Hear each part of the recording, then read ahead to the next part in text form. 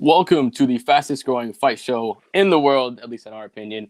Fight Week on 5, brought to you by the 5 Reasons Sports Network. We got Alf Artiaga, the fight genius. We got Jonathan. How you doing today, my friend? Great. A lot to talk about today. A lot to talk about. Absolutely. We had phenomenal cards last weekend between UFC and boxing. Highlight knockout reels. This weekend we have the King of PPV, Canelo Alvarez, coming back, fighting in Miami, fighting in the heart of 5 Reasons Sports. So it's a lot more exciting than that, especially with that. I think they're allowing a little bit amount of fans in there as well. So it's going to be really fun to see. Yeah, they're allowing a lot of fans in there, it seems. 20,000 maybe? Oh, really? Oh, wow. Maybe. I'm going to check it out, but it's a big number. Yeah, so we have that coming up. We have another heavyweight matchup in UFC as well. Cyril Gane taking on Biggie Boy, Jairzinho Rozenstruik, which is going to be fun as well. And that card has a couple of sleepers as well. So before we get into next week, I want to talk a little about what happened last week. And let's start with the UFC. Let's start with what Derrick Lewis did to Curtis Blaydes. First of all, I don't think Derrick Lewis's game plan could have been any better. He just has no game plan. He's like, I'm just going to stand up and I'm just going to knock you out. And that's all he does. And no matter who it is, whether it's Alexei Oleinik, Curtis Blaydes, anybody, it seems like no matter what, Derrick Lewis is probably one of the hardest guys to take down. And then in that second round, he just caught him with a perfectly timed uppercut that put him out. He kind of almost caught him and carried him to the ground before delivering 2 more punches right to the face. What was your thoughts when you saw that punch and what you saw unfold there? Well, I was expecting something to happen similar to that because it just keeps happening. Guys drop their heads in the UFC and then they get caught with an uppercut.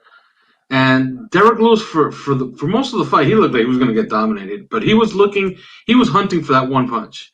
And I was like, man, if this is what Derrick Lewis is going to become, I don't think a title shot is probably in his future.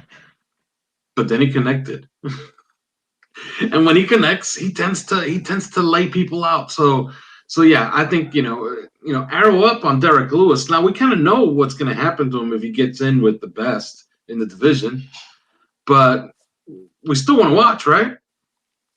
Yeah, I mean, that's kind of what Derrick Lewis brings to the table. It's that ability to have that one punch knockout power. The one I'll always remember the most was the one that I did for my birthday. I did a birthday fight. It was the Khabib versus McGregor, and that's when he was fighting Alexander Volkov. And everybody was sitting in the room, and all you heard was Anik and Joe Rogan and DC talking about, man, this guy has lunchbox for hands. All it takes is one. In the meantime, Volkov is piecing him up the entire fight, body kicks, punching him, everything, until like the last 15 seconds, and he just connects with that perfect, hits him in the chest first to kind of throw him off guard, and then I remember that fight. That overhand right just was delivered perfectly. And I mean, Derrick Lewis is putting himself in contention for a title shot. If not number 1, obviously you probably have John Jones ahead of him. You have him at number 2. So what do you think Derrick Lewis should do right now? Because he's been talking a little bit about Overeem, wanting to put Overeem in the coffin and finishing him out because he's a legend.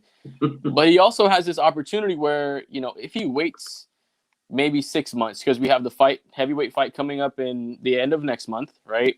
And then John Jones is probably going to fight the winner of Stipe versus Ngannou. Yeah, in maybe International Fight Week, let's say fall. So you're looking at maybe a 6 to 9 month layoff, but you're getting a guaranteed title shot. Or you can take on a savvy veteran like Overeem and maybe get a good payday as well. If you were Derrick Lewis, what do you think he should do next? Well, I don't think Derrick Lewis can call many shots because, the memory's still fresh of his embarrassing defeat to Cormier. Now it is Daniel Cormier, right? Okay? So people are going to associate, the man who beat the man who beat the man, right? Cormier beat Stipe, then lost it to Stipe, and then Cormier destroys Derrick Lewis in between. I don't think he can call property. Yes, so I don't think Derrick Lewis can call many shots. So if you're a guy who can't call many shots, you want to get your face out there as much as possible against the biggest names possible. And yeah, Alistair Overeem is probably the biggest name he can get. And he's a guy that's on the end of his career, so if he wants Overeem, he has to get him now. You know what I mean? Yeah. There's not going to be a time where in the future maybe he waits after the title shot. That's not going to be the same Overeem, or Overeem's not going to be there anymore. So I agree with you. I think he should stay busy. You know, I think he should also keep himself out of danger. No more wrestlers. You know what I mean? Try to stay away from wrestlers. Because I think maybe 7 or 8 times out of 10, if that fight, Curtis Blaydes fight, happens again, Curtis Blaydes probably does end up winning that fight. But he got caught. He got caught with a perfectly timed uppercut. And you don't know if that would happen again against another wrestler. So that was a fun fight as well. But I want to ask you something. We saw a couple different unique ways to defend a takedown. We saw Derrick Lewis with that uppercut almost to the nuts area, kind of where he aimed it to. We also saw, recently Corey Sandhagen had that flying knee against Frankie Edgar. And then we also saw Jorge Masvidal with the flying knee to use that as takedown defense against Ben Askren. So I want to ask you, which one do you think is the best way to defend a takedown? The best way to defend the takedown is the way Amanda Nunes defended Ronda Rousey's attempted judo throw, which is just step and punch. Because these wrestlers, it's not to say that it keeps happening, but they keep dropping their head. They keep dropping their head, just step and punch, and sometimes that's enough. And we've seen it happen a couple of times already. That it is enough. Of course, those knees, it's just devastating. But I think some wrestlers have to go back to the drawing board as far as how they're going to actually try to initiate takedowns, because it's kind of some sloppy wrestling is what you can call it, is what we've seen as of late, and that's getting some guys hurt. I mean, it's almost like UFC took a little bit, or not UFC, the wrestlers in UFC has taken a little bit of a back step, because the wrestlers are commonly known as like the dominant ones. You go back in history, you had Mark Coleman, you had Randy Couture. Those were always the guys that dominated you. But, nowadays it's so advanced that you have to start with the hands. You can't just shoot in and put your head down, because you're just leaving yourself literally in a horrible predicament. I mean, if I had to go with one, I'm going to go with Game Bread all day long. That flying knee is probably the best way to stop that takedown. But that was a great fight. Great card overall. I mean, if you're looking at the finishes, the first 6 fights ended in TKO. 1, 2, 3, 4, 5. Yeah. First five fights ended in TKO. You also had 2 heavyweight, contenders taking on 2 old guys. Tom Aspinall looked great against Andre Arlovski. I think he's a guy that can be a top contender in the division, because his dad's a Brazilian Jiu-Jitsu guy, and he's great with the knockouts. So he has that good foundation. Chris Daukaus taking on Alexei Oleinik, knocking him out in the first round as well. Another guy that can really compete in the future. So enough with the UFC card for last week. It was a great card, a lot of fun. We do have another exciting one coming up this weekend, but what a boxing exhibition we had shown on Saturday night. When Berchelt and Valdez took off, that was such an amazing fight overall. Just from top to bottom, it had everything you want. It's almost like watching a movie. You had the underdog come out strong.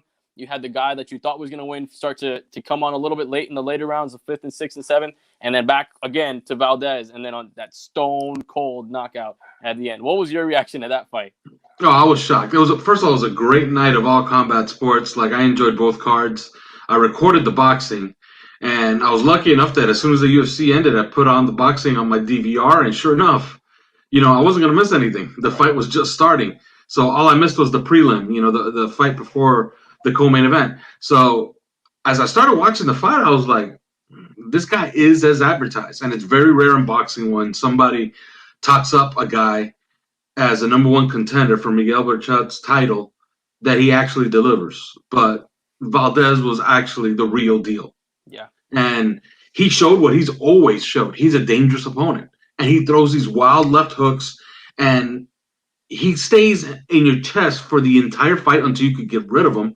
And I thought that Miguel Berchelt, and we talked about it in last week's show, he's the busiest fighter in all of boxing. Nobody throws more punches than him. Nobody's more accurate than him. Until he started getting hit in this fight. And as he got hit in this fight, some of his punching started becoming more defensive. And then when he stopped being defensive, he started being kind of reckless. Mm-hmm. Because after you see what happened to him, I guess you could feel like, okay, maybe Miguel Berchelt was hurt. He knew he was hurt. And the only chance he felt he had to win the fight was to basically go all in. And he did. And he went all out. Yeah, he went all in, and then he went all out. And you texted me. You were scared about it. And I was scared about it too, because he was just taking so much damage in that fight without actually getting knocked out. It was like, even the ref was like telling the corner, like, if your fighter does not fight back, we're going to have to stop this fight because he's almost a defenseless fighter at this point. So he was taking so much damage. Valdez showed, you were talking about the corner of Valdez when we were talking about it during that night, just how phenomenal their game plan was and how much of a genius he was really going in. Well, that's Eddie Reynoso. Eddie Reynoso's on fire. And if you want to start handicapping forward, that's Ryan Garcia's guy. So maybe Ryan Garcia's better than we think. You know what I mean? Maybe he can just do exactly what he did. He would get cornered and he would use footwork to get out, and then he would counterpunch. And then he would, like you said, that left hook was mean. All night long it was hitting until it hit right on the dot, and it was just a phenomenal knockout to end the night. But let me ask you this. We all thought Berchelt was going to win, and that was going to set up a bigger fight. Now that Valdez has won, who do you think he faces next in the division? He has one opponent and one opponent only. We've been talking about it for months, almost years now, it feels like, because he's been a free TV star all this time on ESPN and Top Rank, and that's Shakur Stevenson. Shakur Stevenson should be Valdez's next opponent.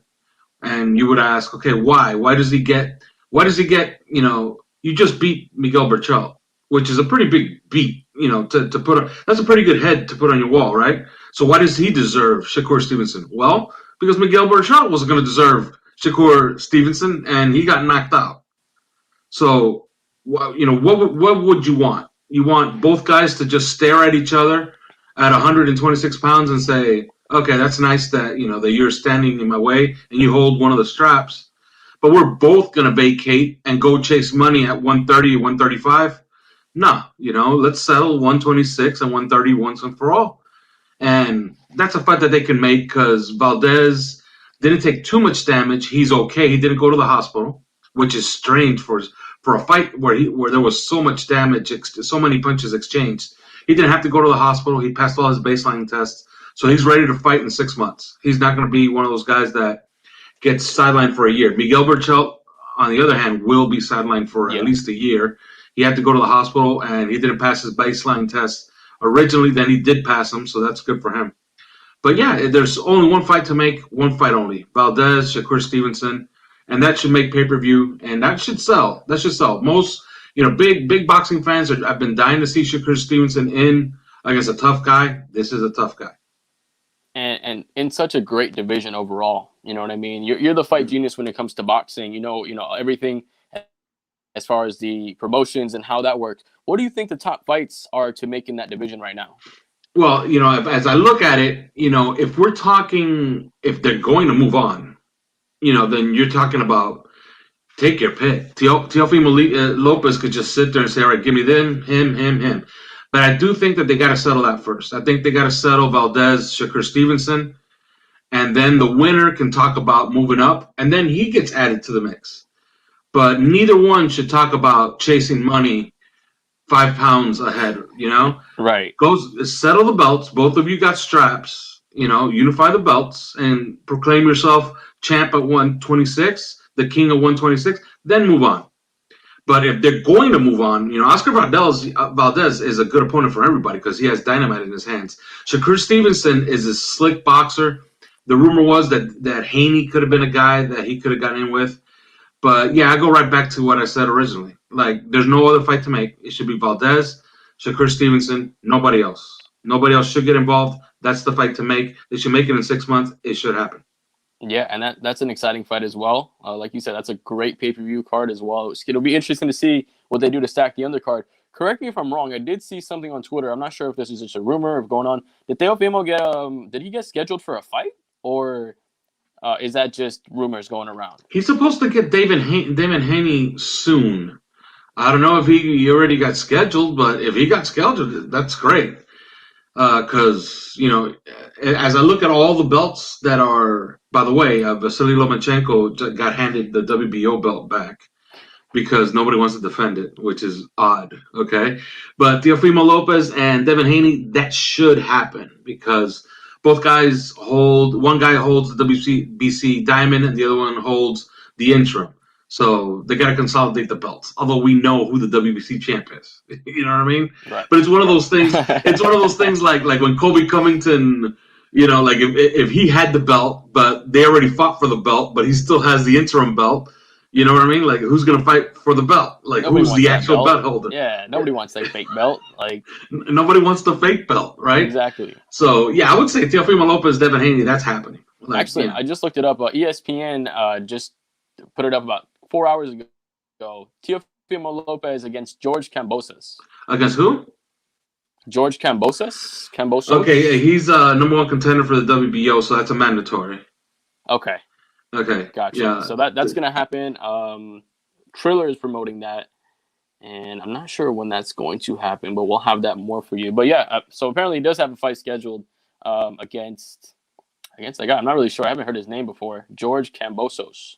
Interesting. Yeah, he's number one contender for the IBF and the WBO, so that's a mandatory. Okay. Because I'm looking here and he's unranked in the WBC and WBA, which means, well, actually in the WBC they just ranked him just for this fight at 11. So he's not ranked for the WBA, which tells me, okay, this is a mandatory challenger. You know? Interesting, yeah. So he has to get that one out of the way before he gets into Devin Haney. Yeah, but that's going to happen. Devin Haney's going to happen. So that's going to be definitely be an interesting fight. It's probably more of a showcase for Teofimo after coming off of such a great win against Lomachenko. You know what I mean? So it's going to be fun to see him get that fight. I'm not sure if they're going to throw that on the card, the same card as they will with the Jake Paul versus Ben Askren fight, and if they're just going to use that as a part of a promotion. But it's going to be fun to see. But it's going to be a good payday. I'm looking here on Twitter, and everybody's saying that Teofimo's going to get $6 million for the fight. So, hey, $6 million. Good work if you can get it. Yeah, not a problem at all. I'm sure he's happy getting a much easier fight than his last one. So, we had great cards last weekend, but this weekend we have the King of PPV returning. I think he's only been out for 2 months. Yeah, which is he's active. He's active. Coming back, and then he's coming back Cinco de Mayo weekend. So. Exactly, he has his next fight booked anyways. It's like the whole Khamzat Chimaev where you had, the dude backed up, and then he had Damian Maia after that, and he's like, well, what about me? And then he goes and he knocks out the dude in like 15 seconds. One punch. So it's going to be interesting to see what Canelo does. I mean, this is more of a showcase. His opponent hasn't fought. I looked at it. Hasn't fought in 2 years. Mm-hmm. His last fight was 2019. And Canelo's coming in. He was one of these guys that has grown up in the sport. When he was very young, he was fighting all the top guys. He was making a name for himself. And now when all those guys that he was fighting with kind of, gone to the side or become a lot more inactive, he's still the king right here. And all these kids are kind of, coming up on his tail now and trying to reach up to him. But Canelo is probably the biggest name in the sport right now. What do you think of Canelo as an event, not just the name, but as an event as a whole for the combat sports world? Well, he does feel that he is an event, that he's more than just a fighter, and you got to agree with him. And this is a great quote, and I got it, and I picked it up from the AP, and he says, by the way, we talked about a little earlier, 20,000. No, it's 15,000, and it is sold out. They will have 15,000 people at Hard Rock Stadium to watch Canelo fight. That's going to be fun, right? But check out this quote. 12,000, 15,000, 100,000. That's the kind of fighter I am. I'm a stadium fighter. So, is that a great quote or what? Like, that's who Canelo Alvarez is. The guy draws. He's going to bring the Mexican fans. He's going to bring fight fans because he fights the best. Now he is going to, he's going to handpick some guys. All right. This is more of a showcase, like to show, like, look what I can do in the COVID era. I could put 15,000 butts in seats. You know what I mean? Mm-hmm. And he's setting up the Cinco de Mayo fight against Billy Joe Saunders, which I guess they're going to open up T-Mobile Arena for that. And if they open up T-Mobile Arena, it'll be the first official, sold out house in the COVID era. So, and they're talking about, having the passports with the vaccine and all that stuff. So that's going to be interesting to see. But yeah, he is an event. I'll give you a very brief story. I invited my sister's boyfriend, loves boxing, and I tell him, hey, man, you coming for the Canelo fight? And he says, yeah. And my sister says, oh, wait a minute, Canelo's fighting? Oh, yeah, I want to watch that fight too. So it's one of those things where everybody knows that Canelo's fighting. They don't care who. We're going to watch Canelo fight. He is an event. I mean, it's almost like, when a great movie, like when the Fast and Furious, when it was first coming out before they go, and they're like on 14 or 16 or 18 now. But before, as him's coming out, just everybody knows his name. He's a Michael Jordan. He's a LeBron James. He's a Kobe Bryant. He's a Derek Jeter. He's just a name that everybody knows, regardless of if you're a fight fan or not, what country you're in, if you watch boxing or not, you're going to know who Canelo Alvarez is. So I think it's just perfect for him to show that he can sell out that arena. And if he does T-Mobile in Vegas, oh, man, that's going to be phenomenal. That's going to be so much fun, especially against a fighter against Billy Joe Saunders. So I want to get a little bit into that fight. I want you to break that fight down a little bit for us. How do you feel like, because this fight's more of a showcase. We already know more than likely. I think the odds are plus 5,000 on Yildirim. So, I mean, unless he does something absolutely nuts, we probably won't see him win. But go buy a lottery ticket instead of a ticket on Yildirim in this one, You have better shots. Chances, right? Yeah. So he has Billy Joe Saunders coming up Cinco de Mayo weekend, and that's going to be an exciting fight. How do you feel like that fight's going to go down in comparison to this one? Well, it's a much more dangerous fight, not in that he could get caught and hurt, but Billy Joe Saunders I'll point you to death. He's a consummate boxer. He's quick. He's fast with combinations. Very good defensive fighter. He can make you look bad. So he could take a fight deep into the rounds. Like he could take it into the championship rounds, 10, 11, and 12 against Canelo. And Canelo's a guy who hunts. We saw Canelo fighting a bigger man in Kovalev, a guy who was a killer, all right? That's why his nickname is the Crusher, all right? And Kovalev was actually outboxing him. And what was Canelo doing? He was hunting for a knockout until he got it. Doing Derrick Lewis. Against a bigger man. Derrick Lewis impression. Exactly. So Canelo's a guy who, that's why people love him too. He's exciting. So this could be one of those cases where it's a throwback to Julio Cesar Chavez and Meldrick Taylor, where Meldrick Taylor was winning every single round until he got caught in the last 15 seconds. And then Richard Steele actually counted to 10, as he was getting up at the end of the round, when all he needed to do, Meldrick Taylor, all he needed to do was just stand up, show that he was still alive, and they go to the scorecards, and he probably wins the title. And Ike Quartey against Oscar De La Hoya. Ike Quartey was winning that fight in the 11th round, I believe it was. Oscar De La Hoya catches Ike Quartey and stops him. When they went to the scorecards in that fight, he was way behind on all the scorecards. So, Canelo is that type of guy. He's fun. And against Billy Joe Saunders, he's handpicked for a great fight. Yeah, it's going to be a phenomenal one.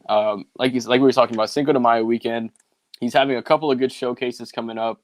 But let's talk about his little bit more distant future. He has a couple guys that are asking him to go up in weight, to move up a little bit higher even. But there's also, somebody who we were talking about not too long ago that might be able to challenge Canelo. Maybe not get a win, but at least be a face in front of him. Caleb Plant was one of those guys we were talking about that might face Canelo.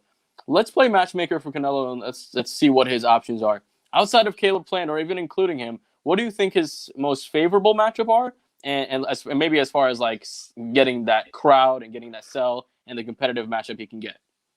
Well, I'll tell you one guy that they could give him, and I wouldn't support it. And I saw this guy fight live in Las Vegas, and he's a lot of fun, and that's Jaime Munguia. Jaime Munguia, as of late, has had a rough time with some of his opponents because he's kind of one-dimensional. He just comes forward, throws hooks, and tries to corner you and finish you. So that's a guy that they could get him in the ring with because it's just two Mexicans, two guys with huge fan bases. So that could sell. But the fight that I want to see is Jermall Charlo, the older of the Charlo brothers. And he's actually the best. He's actually the best at 168 they can fight. And Canelo has said he wants to clean up 168. Well, if he wants to clean up 168, he has to fight Caleb Plant. And he has to fight Jermall Charlo because that's what's standing in the way. Other than that, it's obvious what we're looking at. And I don't know if we're going to get it because it doesn't look like, we know we're not going to get it for Cinco de Mayo weekend. We might not get it for November, but that's Gennady Golovkin. Like, those are the guys that are in his way and would make the best fights. I don't know if you have one. Do you have one, Jonathan, that you would like to see? Like you were saying, that Caleb Plant fight would interest me just to see how he dispatched Truex. You know what I mean? But I also think that what you were saying is perfectly on spot. I agree exactly with what you say. he just has a couple of options right now for him to move forward. As far as the biggest fight to make, that Triple G fight and him would be phenomenal. You know what I mean? It would be really, really a good fight. It would be two big names. I think that's the McGregor versus Nurmagomedov of today. You know what I mean? Or that signature matchup that you can put in today and that people 20 years from now are going to talk about. You know what I mean? Because it's just going to be an interesting matchup to see how they move up and change weight classes and get there. So I think those are good fights to make. Do you have anything else as far as what you think the biggest fight would be? I think of one fight that they might sell him is David Benavidez, and that's a fight that he shouldn't take for two reasons. First of all, there's no money in it. Second of all, he could lose. Yeah, it's a very dangerous fight. It's a very dangerous fight, and there's no money in it yet because David Benavidez just got here. He's a guy who just got here right now. So, you're not going to fight that guy. You want the guy who's established and that can get you paid. You know what I mean? You don't want to carry an event. You don't want to be the Conor McGregor, like remember when Conor McGregor started screaming? I think it was to Eddie Alvarez? Tell your wife to break out the red panties. Baby, we made it. Right. Canelo Alvarez is not in that business. He needs guys to help draw with him. He shouldn't carry anybody in a promotion. David Benavidez is extremely dangerous, but he just got here. Yeah. He needs to earn his way into the ring with the Canelo Alvarez. I think Jermell Charlo is the one that gets me the most excited. Like that's an exciting fight. And didn't Benavidez also miss weight twice in a row? I think he missed weight. I think he's missed weight every single time he's ever tried to fight. Yeah, so I mean that's not a good look for him. Yeah, it's his thing. So I mean, going up against a guy that's super long, especially if Canelo has to go up and fight up the upper echelon of his weight class and fight a guy that's so long and lengthy and just has that young leg under him, it's just not the fight for him to make. It's not going to be the best opportunity. You don't want to go fight the up-and-comer before they're a well-known superstar. But let's get back to this Saturday because he's going to go and he's going to show out. You know what I mean? I don't really think there's much going to happen as far as his opposition. I think this is just going to be the Canelo Alvarez show where he comes in, he does exactly what he wants to do. He's going to probably feel him out for the first 3 or 4 rounds just so he can, savor the pay-per-view time and then later in the round and go ahead and finish him off. What do you think is going to happen on Saturday? Yeah, I think he's going to try to put on a show and he's going to show you. He's going to try to give you an exhibition for 5-6 rounds and then he's just going to get rid of the guy. But I think the visuals will be there. It'll be a stadium. It's going to look relatively full.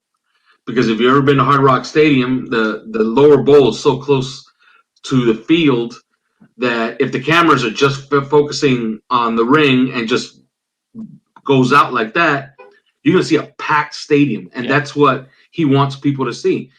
And let's give some credit where it's due. And I don't know if we were going to get into this because we had to preview what's coming up on the UFC. But credit where it's due to PBC. They know this is a DAZN card. They know Canelo's going to have a lot of eyeballs. So they decided, you know what we're going to do? We're going to we're going to put our own undercard. I don't know if you saw that. It's a great card. Anthony Darrell against Kyron Davis. This is a great fight. It's basically a loser go home fight. These are hard luck guys that have come up, have gotten right to where you can get a title shot and nothing's happened. I like Anthony Darrell in that one. Okay, he's an exciting fighter. He's making his return. He should be fine. But in the undercard of that card on PBC on Fox is Vito Milanecki Jr., who is a huge prospect. He's trained by Joe Goosen. I suggest boxing fans, if you don't know who this guy is, he is 7-0 right now, I believe, or 8-0. Get to know this kid, Vito Milanecki. He was in high school, by the way, like 18 months ago. Wow. So get to know him. He's fun to watch, and as soon as those fights are over and they're timing it so they're over before the Canelo card actually kicks in, watch that before you watch Canelo. You're going to have a good night of boxing. Yeah, I mean, anything else that you want to see on the card? They have another title fight, the WBC World Flyweight, Julio Cesar Martinez taking on McWilliams Arroyo. You think that's a squash match?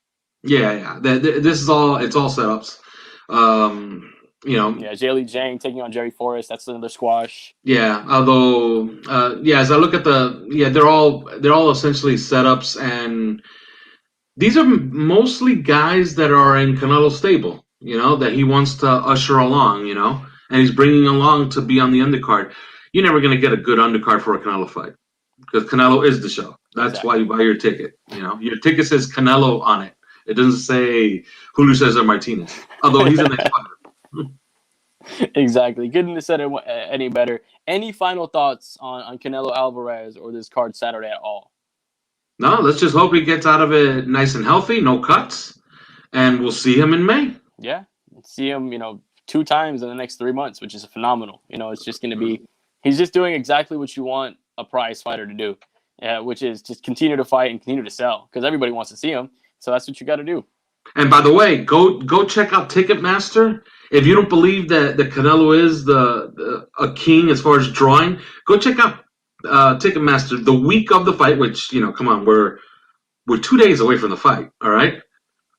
The resale market, floor seats, $4,000 for floor seats to watch Canelo. Nosebleeds, $275. This guy gets eyeballs. This guy has fans. The King of PPV, Canelo Alvarez. He's fighting on Saturday night. Don't forget to watch that fight. Keep that one on your alarm clock. We also do have another fight a little bit earlier happening when Biggie Boy, Jairzinho Rozenstruik, taking on Ciryl Gane, undefeated guy coming out of the Francis Ngannou camp. Now, these are two really good prospects, This is exciting. Like, I'm going to have this one on another TV as well. Like, this is one fight I am actually really excited for. This is the Junior Dos Santos tour because both guys finished off Dos Santos. But I have an opinion on this fight. I'll let you do your thing. Yeah. I mean, it's a really interesting fight because Ciryl Gane's coming in. He's really light on his feet for a heavyweight. You know what I mean? He moves kind of like a 185er. And he's really bouncy, side to side. He'll take you down. The UFC's Anthony Joshua, maybe? Yeah, he looks just like Anthony Joshua. If that's anybody's doppelganger, that's definitely him. And then you have Jairzinho Rozenstruik. I think he's 70-6 as a kickboxer. Only lost one fight on the UFC, which is against Francis Ngannou. I mean, who hasn't lost against Francis Ngannou at this point? And, I mean, you just have a really good technical striker versus a good guy that can, in Jairzinho Rozenstruik versus Ciryl Gane, who's a little bit more well-rounded, a little bit more elusive, and doesn't have quite the knockout power, but he has the ability to land those punches a little bit quicker. So I want to know, what do you think about this fight and who do you think is going to win? Well, Ciryl Gane showed some chops against Junior Dos Santos. I understand both guys beat Junior Dos Santos, and Junior Dos Santos is probably on the way out. But Ciryl Gane has that look, doesn't he? To you, he has the look like there's something there. I think this is the perfect opponent. This is the perfect opponent. This is no pushover. Like, this could go sideways. This could go in a very wrong direction for Ciryl Gane. But I'm going to think that Ciryl Gane is gonna get it together, and he's the next big name. And I think that we're going to see him in big fights here pretty soon, like inside of 18 months maybe, because I think it's going to be undeniable. I think he wins this fight, and I don't know if you want to do predictions yet, but he has that look to me. Certain guys, like, you just see them, Other guys, like Johnny Walker, like you see them, you're like, okay, this is the next big thing, and nothing happens. And then he gets knocked out over and over again. You know what I mean? So that but there's other guys. Izzy Adesanya, you see him, the style bender. This is the new big thing, and they are. I'm thinking that this is the next big thing at heavyweight. So I have high hopes for Ciryl Gane in this fight. Yeah, Ciryl Gane is one of these guys. I mean, he's really young. He's 7-0. So he doesn't have that many pro fights under his name, but the fights that he does have, he's shown that he can dominate. He's shown that he can be malleable as far as what he needs to do to win the fight. And he's just really a great fighter overall who, if you put him against Stipe Miocic right now, he still gives Stipe trouble because he has the takedown defense. He has the takedown ability to take you down and sub you. He's light on his feet. So he's one of these guys that, the heavyweight division is so deep right now, where a lot of these guys can be fighting for the title and it'll be an interesting fight. So before we get into predictions, I want to know, if Ciryl Gane wins this fight, who do you think his next matchup should be? Because I'm thinking maybe somebody like a Curtis Blaydes, some guy who's coming down a little bit and needs that pickup, or maybe like an Alexander Volkov. Not so much Volkov because he already. You think so? Go ahead. Yeah, I think so. It'll be a good aesthetic. Two tall, rangy guys. A guy who got to win. Like he should get in. Like I don't know about after what happened to Blaydes. I have a rule: you get knocked out, take 6 months off. You know what I mean? Right. So I think Cyril Gane's going to want to be like. Let's say Cyril Gane doesn't take any damage and wins this fight outright, knockout, second round. Let's call it. Okay. I think he's going to want to stay busy. He's going to want to get on a big card. So if I'm Cyril Gane, I'm going to be looking like, you know what? Man, if I could get into the Stipe card, I might even try to get into the Stipe card. Can you get me an opponent? Can you get me an opponent? And then maybe, who knows? Maybe we talked about it earlier in the show. Maybe Derrick Lewis is in his future. Yeah, I mean that would be really interesting to see a guy that has that. Just Derrick Lewis isn't the most skilled fighter. Let's be honest. No. He has that one punch, and that's pretty much it. And then he's going. Yeah, he's a one-trick pony, but it's a great trick. It's an amazing trick. He's phenomenal at it. Looking at the top 5 right now, number 1 obviously is Francis Ngannou. You got Derrick Lewis as number 2, Curtis Blaydes number 3, Rozenstruik's at number 4 right now, and right below him is Alexander Volkov. So that would be interesting to see how that fight would go because Volkov is looking much better than he did, previously. He looks a little bit thicker. He looks like he's put on a little bit of weight. His strikes have a little more pop on it. And then going against a guy against Cyril Gane who's just so well-rounded, I'm interested to see what game plan Cyril Gane has. But let's not. Yeah, is there any evidence whatsoever that Dana White would massage and baby Cyril Gane to a title shot? No, right? No, not in the heavyweight division. Not in the division that's so stacked and so held back. So I think Volkov is in his future.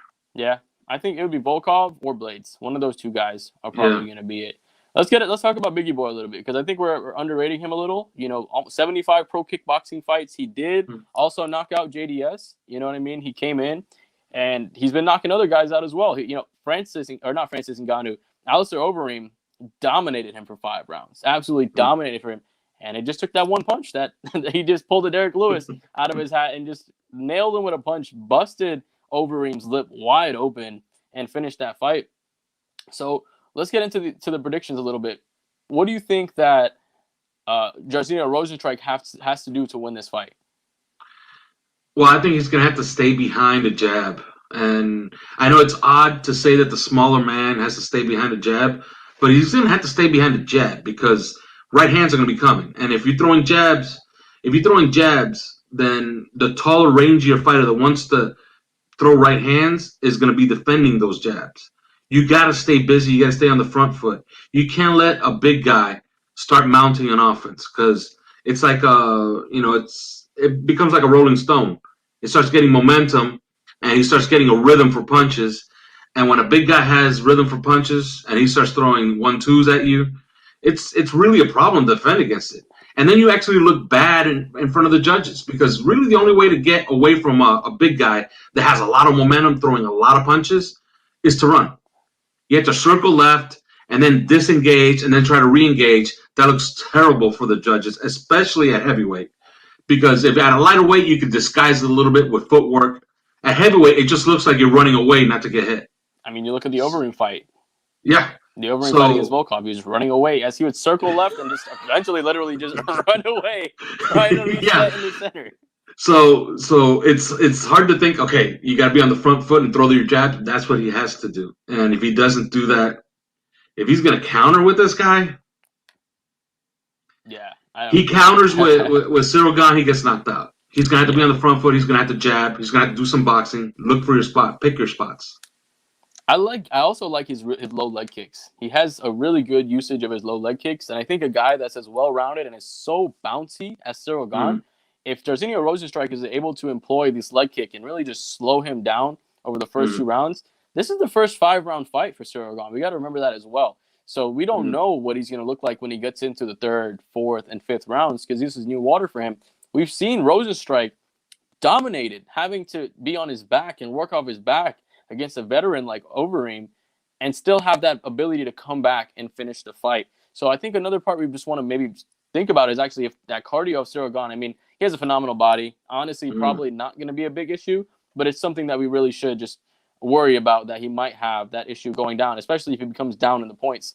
And yeah, Yeah, those muscle-bound guys usually have, especially in the UFC, and they have it in boxing too. They have their reputation for gassing out because they're too thick, they're too muscular. You want to have a little fat on you to be able to burn in a fight like this. So yeah, it goes right back to what I said. Rosenstrike has to stay on the front foot, has to stay busy. Which fight was it? Did you watch the fight? I think it was last week or 2 weeks ago. It was on the undercard. Yeah, Anthony Hernandez against Rodolfo Vieira, and Vieira. He was dominating the round. He had the back, and Anthony Fluffy Hernandez came back and submitted him. We were talking about it. His nickname was the BJJ Killer, right? Yeah. DC was on the commentary talking about, hey, you got to have a little bit of fat. That fat helps you carry a little bit of extra oxygen. Hey, maybe there's some validity to that, especially in heavyweight. Because if you look at DC, he wasn't the most cut guy, but hey, he got it done. He got it done. So I agree with you. I think you do have to have a little bit of body fat. If you're too drawn out and you're just too drawn out, you just can't carry that cardio all the way for 5 rounds. Your muscles just burn through it too quickly. So you got to be a little fluffy. You got to have a little fluff for these fights. So let's get into predictions. I'm going to go ahead and take Rosenstrike. I like him. He's also from the country that's neighboring my homeland, my parents' homeland country. So I'm going to be a little favorite there. But down in Suriname, I think he has the ability to outstrike Ciryl Gane. As a pro kickboxer, he's well diverse as a striker. He has good low kicks. He throws a really good right hook to left high kick, which is a really unique combination for a big man. You know what I mean? So it's going to be interesting to see what he does, but I really think he can outstrike Ciryl Gane. And if he's able to stay on the feet 3 out of the 5 rounds, I think he'll be able to get a win or get a knockout. What do you think about this fight? I think it's a dangerous fight for Ciryl Gane, a really dangerous fight for Ciryl Gane. I think he's going to have to catch his rhythm early in the fight and carry it through and try to win a decision. That should be in the back of his mind. Like, look, if I can take it for 5 rounds and I could build up a big lead, maybe my guy just falls in front of me in the 4th or 5th round because of accumulation of punches. But he's going to have to try to fight that fight. It's a really dangerous fight for him. I can't really call this fight. Like, I wouldn't bet a single dime on it. No. But I would say, let's say Ciryl Gane, if he gets a knockout, we're talking, it's a meteoric rise. Yeah. It wouldn't surprise me one bit, any result anyway. But I'll say Ciryl Gane survives and wins a close decision. Interesting. I'm going to take Jairzinho Rosenstrike, 3rd round TKO. I think he's able to put him out. I think the cardio is going to be an issue. I do think he'll be able to burn him out a little bit. So I'm going to go ahead and take Rosenstrike in that fight. Just for everybody watching, you have a couple of other fun fights. We're not going to really break them down too much, but we do have a couple of other fun fights. Nikola Krylov gets Magomed Ankalaev. That's a great co-main event in the light heavyweight division. 2 up-and-comers. Ankalaev is 14-1, and he won his last fight by knockout. Pedro Munoz, Jimmy Rivera. Munoz had that fight against Frankie Edgar that I thought he won, but he actually got lost in that split decision. And taking on Jimmy Rivera, who's one of these long-time UFC veterans who's been here for a little while, went up, came down a little bit, and now he's back again, up and again. That's an excellent, excellent flyweight division fight. Kevin Croom versus Alex Caceres. Alex Caceres is the Bruce Lee, they call him. That's his nickname there, so that's going to be a fun fight. Alex Oliveira versus Ramazan Kurmagomedov. That's going to be a fun fight. Cowboy Oliveira is a fun fighter to watch all the time. But a bunch of fun fights on this card. Anything that you see in this card that you want to talk about before we get ahead? Boxing, we're gonna, of course, like I said, watch the prelim on PVC. That's a good card. Anthony Darrell, Vito Milanecki Jr. Like, those are 2 guys you're gonna want to watch fight. But just looking forward, we're gonna have a little dead period. But March 13th, something caught my eye as a DAZN fight, and it's check this out, okay? I even had to write it down because I don't know what they're calling that division now. But on the line will be the super flyweight and the junior bantamweight titles, because WBC does not call their division, which is 115 pounds, super flyweight. They call it junior bantamweight. Okay? Right. But both belts will be on the line. It's Juan Francisco Estrada versus Roman Chocolatito Gonzalez. You've heard of him before. Mm-hmm. He's exciting. And it's going to be for the WBC title and the WBA title. Both fighters own those titles at 115 pounds. They will both put them up that night. That's on March 13th on DAZN pay-per-view. That's going to be fun. Excellent fights. Excellent fights coming up. Like you said, we got Canelo Alvarez fighting on this Saturday. In 2 weeks, we have another fun fight as well. Next weekend, for as far as UFC goes, I think we have the biggest card that could be, as long, I'm hoping none of these fights fall out. But if none of these fights fall out, this could be the biggest card of the year, or one of the biggest cards that I've watched, period. Israel Adesanya taking on Jan Blachowicz to become a double champion, moving up to the light heavyweight division. Is he chasing John Jones at heavyweight? I don't know. That's going to be an interesting to see if he decides to do that, or what he's going to do from there. But he's trying to become a double champion. Amanda Nunes is already a double champion. She's taking on Megan Anderson. That's a fun fight because Anderson's a tall, lengthy striker, so it's going to be fun to see what's going to happen. I think Nunes just dominates her anyways. I mean, who hasn't Nunes dominated? Peter Yan versus Aljamain Sterling. That's a great fight. Sterling has been calling for this fight for so long, and he finally gets it and deserves it. Islam Makhachev is finally coming back. I think he's been out for 18 months, and he's taking on a real good contender in Drew Dober. This fight is going to be a banger. Thiago Santos versus Alexander Rakic. I think that's might be fight of the night. That's one of these fights. Both of these guys have absolute rockets in their hand. They're just absolute bangers. Moving on to the prelims, we got Dominic Cruz in the prelims as the heading line in the prelims, taking on Casey Kenny.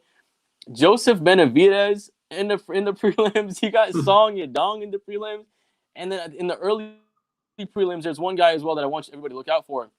Sean Brady. He's undefeated, 13-0. Excellent striker. Heavy hands. And he's a submission killer as well. So they got a lot of names on that card. Like I said, I'm really hoping nobody falls out on that card. Oh, even Tim Elliott's fighting. Tim Elliott's one of these fighters that always puts on exciting fights. So yeah, they loaded up that card. And they loaded up that card. Yeah. Now, what does it say? I guess a question that I can ask you on the way out here. What does it say that Amanda Nunes doesn't get a main event now? What's that about? I mean, she has to be a co-main eventer. I think that's kind of what her spot is right now. You know what I mean? I feel like she could be a main event, but usually when she main events, it's with other title fights. Because I think the last time that she main evented by herself, was it against the drawing a blank on the name again, the Canadian woman that she fought. Oh yeah, I forgot her name. But I thought that when she fought Rousey, wasn't that a main event, or was that that big 200 card? The UFC 200. Yeah, the UFC 200 card. That was a big card. I don't think she's had. I'm not sure if she's had a main event. Because I know with that Covington card, the Covington Usman card, she fought on that one, and she fought on the other card as well. And then the last one she fought, I'm not sure if that was a main event or if it was the headliner or not. But I think Amanda Nunes is one of those fighters that she's so good, that she's gonna win. It's almost not super entertaining. You know what I mean? Yeah, she needs an opponent. She needs an opponent. There's no Cyborg, there's no Rousey. Megan Anderson doesn't really offer a challenge. Nobody at 135 really offers a big challenge to her. So until we get a matchup for her that, Clarissa Shields, I don't know. Kayla Harrison from that's what a lot of people were. Yeah, but they were talking about Clarissa Shields as a boxing. I want to see Amanda Nunes get taken apart by Clarissa Shields, especially since Clarissa Shields doesn't want to come down from 155 to fight her. If they're both going to fight at 145, they're going to box. Maybe, but we kind of know what's going to happen. Clarissa Shields is too skilled as a boxer. Yeah, she's amazing. I mean, she's already done already, and now she's trying to transition to MMA. I'm curious to see how her MMA training goes. I do want to see what that. Jones. Yeah, but if she's going to do it, is she going to fight? Where is she going to fight? Because she's boxed at 155 her entire career. Where's she going to do it? Is she actually going to come down 10 pounds to fight in the UFC? Because I'll sign up for that. Yeah. Her hands are going to be good. We know that. Yeah. It's going to be really fun. Hopefully she does. That would be an interesting challenge. But I think the main thing with Nunes is she's a GOAT. She's a GOAT. She's the greatest of all time as far as the women's division. Nobody can touch her. Nobody can touch her legacy right now. Only 32 years old, too. So she's not even past her prime yet. She's still in her prime, and she's still thinking about retirement. So I think once they find a real challenger for her, and maybe they can headline her in, somewhere in Brazil, if they can do a card down there, that would be an excellent headlining card where they have her, maybe co-main events like Jose Aldo, something like that, and you have a really, really fun, just overall, just Brazilian packed card. Maybe they do something like that for her. Yeah, and Amanda Nunes, I'm already down to the part where let's just do handicap matches. Have her fight 3 times in one night. They just have her fight in a triple. Give her 3 opponents. Have her So have her be the first fight in the prelim, right? Have her be the last fight in the prelim, and then have her be the main event. Fight 3 girls put her in one night. in a gauntlet match. Have it WWE style. You just have her waiting in the ring. You drop the entrance music. The next person comes on and oh my God, it's Chris Cyborg. She's back. Well, I don't know if you want to give her that tough of an opponent, but the bottom of the top 10. Yeah. Have her fight 10, 9, and 8. In one night. Oh man, she would clean up. She would probably end them all in the first round. I think she could be somebody that would do that. Look, seriously, if I had to make you a line, okay, what kind of odds? Because she'd be an underdog, right? Okay, let's look at 135 right now. All right. Let's look at 135. We have Macy Chiasson at 10, Marion Renault, Sarah McCann, Caitlin Vieira, Juliana Pena. Maybe could take her down. Okay, Juliana Pena has to be the main event. Yeah. And then we have to get 2 lesser girls. Okay. So you got what kind of odds do you need to bet on Amanda Nunes? Because come on, we all understand Amanda Nunes is the GOAT, but she's gonna fight 3 girls in one night. So you're talking about 3 girls in the span of 5 hours. All right, so let's start off with what we're gonna give her. Let's start her with Sijara Eubanks. You know what I mean? That's a tough fight. She's not gonna try to take her down. She's gonna try to strike with her. So I think that's a good tough fight. Second, Macy Chiasson, that would be a good one, and then finish off with Juliana Pena. Right? Yeah. I would say plus 260. And would you bet Amanda Nunes at plus 260? Yes. I would too. Yes, absolutely. I would too. At what point does it get crazy? 5 girls in 10 hours? Because then we're getting into Dickstown. Do you ever see that movie? No. Oh my God, Jonathan, you got to watch that movie. It has Louis Gossett Jr. and James Woods. You haven't seen that movie? No. Okay, they're a couple of hustlers, and they challenge this guy who he basically owns the small town to a bet. And he says, my guy, which is Louis Gossett Jr., who's a retired boxer, can beat 10 Dickstown men in 24 hours. And they have 10 boxing matches in 24 hours. Oh, my God. Against one fighter. They need to make a new movie about that with Amanda Nunes. Yeah. But I'm going to catch that movie. And it's basically, they bet like $500,000. Yeah. Who is really guy has to beat 10 guys in 24 hours. You know what I mean? I mean, if I'm that first guy, all I'm doing is just circling and running away to tire him out as much as possible and at least sell myself so the other 2 fighters have a chance at going that. But yeah, I mean, even 3 fights in one card, I think I'm taking Amanda Nunes. I'm gonna let her not cut weight. I'm gonna let her stay at 140, hover around there just to make it a little fair. But even if she has to cut weight, I'm still taking her anyways. 3 first-round knockouts, I can see it happening. She's never taken damage in her career. Dude, she hasn't been touched in her career. Yeah. She's probably as elusive as like Floyd as far as when it comes to just not taking any damage. It's interesting to see. We're going off on a big tangent now, though. Yeah, but it was fun. Yeah, definitely. Anything else you want to say before we wrap up tonight? No, not really. Just March 13th. Be on the lookout for that fight. That's going to be a really interesting fight. It's under the radar. They just threw that in there. Remember, there was supposed to be a great fight this Saturday night, but Carl Frampton broke his hands in training, so they postponed it 1 month. So Jamel Herring, Carl the Jackal Frampton, that's March 27th. So be on the lookout for that. That's going to be a great fight. And to be honest with you, I'm glad they postponed it because that fight deserves to have its own night. I mean, I think that would be a fun fight as well. I'm glad like you said, I'm glad they kind of postponed it. When are we getting a boxer MMA wrestlers union though? Maybe we should do that. We should get a little bit of a WWE. Well, John McCain tried to do one in boxing, and it never happened. They tried to organize one in the UFC, and Dana White just fired everybody. Yeah. It's just hard to do. It's hard to get. It's too many different guys with too many different issues, wants, promotions, and everybody's different. Not everybody's the same. Like some guys are, especially in the UFC, some guys are fighting for $250,000. Some guys are fighting for $1 million. Some guys like Izzy Adesanya this weekend, he's looking at the pay-per-view numbers. He doesn't even care about the check that they're handing him. He's going to look at the pay-per-view numbers and subscriptions on ESPN Plus. Is going to say, whoa, I made like $3 million.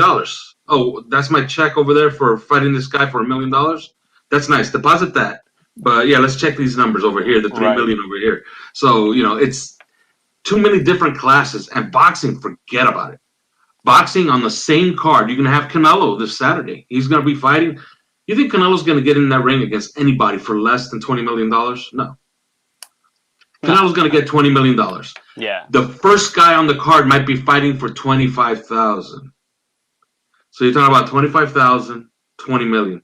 Too many disparities. The gap is too big. There's just too many people to try to please, and there's too, like you said, there's too much of a disparity. So I really would like to happen, especially with the UFC, because they don't get paid quite as much. They get sometimes they'll get 10,000 show, 10,000 win, and then 4,000 of that is paid off to your corner. What I do think is wrong and should have been fixed a long time ago is the contracts that the UFC fighters have signed. I don't know why, but that's, when you have you have essentially a monopoly on the sport. I understand Bellator has a decent promotion, but it's not the UFC. No. Let's face it. Yeah. It's just not.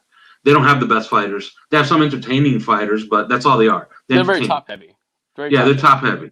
So one thing I would like the UFC to do, and they haven't done it, and they've somehow gotten all these guys to sign these contracts, is allow these guys to monetize their own name and monetize their trumps. Like, they can't do that anymore. No. And, they had it before. Yeah. They're getting that contract with Venom. I don't think they're still going to allow to do it when they have those Venom shorts. But I think that's something they definitely should do.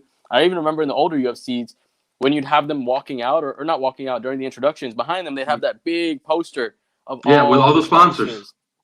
And you can get paid that way. Yeah, and it's a good payday for a lot of those guys that are lower level. They're not main event guys. It's a good thing for them. And of course they should do. There's enough money in the sport that they could do something for healthcare. Yeah. Something similar to what the NFL does. Like if you can make it to 5 UFC fights, you should probably have healthcare taken care of for the rest of your life. It's a small premium. It's a small premium for the UFC to pay. Yeah, and at the end of the day, honestly, the doctors nowadays are just so good. They're so good at preventing damage for future, having these long-term effects not be as bad as, maybe the older UFC fighters or the older boxers where they're just almost illiterate at this point. They sound kind of like Nate Diaz when they're talking, you know what I mean? But I think it's going to be really important to see as the sport develops, as UFC develops and becomes bigger, and as Bellator and PFL, because Bellator and PFL, I'm actually going to give a fun fact to our fans out there. Olivier Mercier actually trained with Ariel and trained up over in Canada, and he rolled with him and sparred with him as well. And he's fighting in the PFL right now. He used to fight in UFC. So a little fun fact about one of our guys in the post games for the Heat shows as well. He's a guy who trained amateur and trained over there in Canada up in the gym with GSP, all those cool guys. So a little fun fact over there. But yeah, man, great show tonight. Thank you, Ricky, for commenting that. It was a good little talk that we got to talk about at the end here. But yeah, anything else you got to say before we log out, brother? No, just enjoy Saturday night. It's gonna be fun. A lot. You got the UFC. You got 2 boxing cards. Enjoy. And if you want some fights tomorrow, we got one championship at 8 a.m. Go watch your Japanese fights if you want to go watch some of that. But as always, guys, thank you guys for checking out the Fight Week on 5, brought to you by the 5 Reasons Sports Network. We got Alf. I'm Jonathan. I hope you guys have a great night and enjoy the fights.